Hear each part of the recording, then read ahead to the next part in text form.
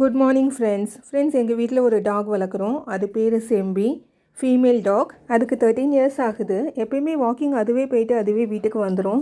அந்த மாதிரி தான் ஒரு 2 டேஸ் முன்னாடி வெளியில் போச்சு. அப்போ ஒரு 2-3 நாய்ங்க சேர்ந்து இதை கடிச்சிருச்சு. இந்த மாதிரி நாய்க்கு அடிபட்டாலோ இல்லை வேறு நாய்ங்க கடிச்சிருச்சுனாலோ அந்த இடத்துல புண்ணு ஃபர்தராக பெருசாகாமல் இருக்க வேப்பெண்ணெய் தான் பெஸ்ட் மெடிசன். அந்த வேப்பெண்ணெயை ஒரு சின்ன இலையில தொட்டு அதை அந்த புண்ணு இருக்க இடத்துல அப்ளை பண்ணிகிட்டே வாங்க. ஒரு 2-3 டேஸ் நீங்கள் அப்ளை பண்ணிங்கன்னா போதுங்க. ஆட்டோமேட்டிக்காக அந்த புண்ணு காஞ்சிரும்.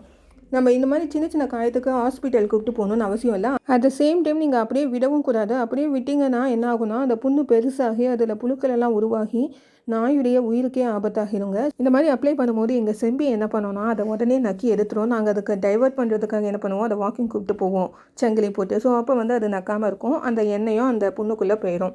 உங்கள் டாகுக்கும் இதை நீங்கள் ட்ரை பண்ணுங்கள் ஃப்ரெண்ட்ஸ். தேங்க்யூ ஃபார் வாட்சிங்.